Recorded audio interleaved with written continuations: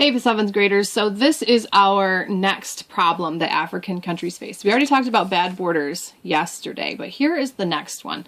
So because of the ethnic groups that have been shoved together, there's been a lot of fighting over who should control the government in many of these countries. So the next big problem that many African countries have is bad governments. You know how I love to abbreviate governments, so you can too.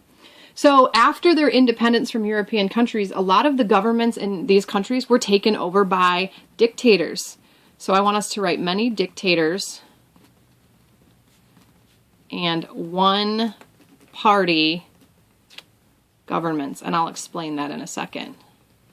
First of all, though, to represent the fact that many of these countries have dictators, we're going to draw a symbol that you often see on maps when you see the capital of a country. The capitals of countries are always shown by a big star with a circle around it. Now, my star is definitely not going to be perfect, so don't worry if yours is not.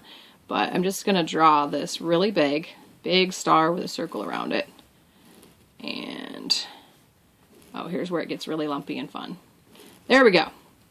So there is my dictatorship. Only the way I'm going to show that this is representing the capital of a country, which is where the government is located. To represent that as a dictatorship, I'm going to make some angry eyes.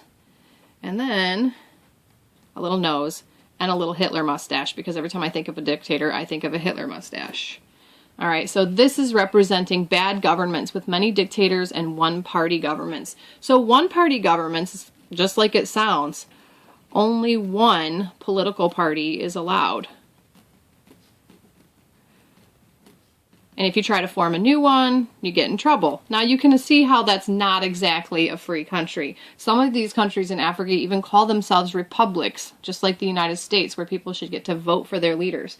But in reality, they're not republics at all.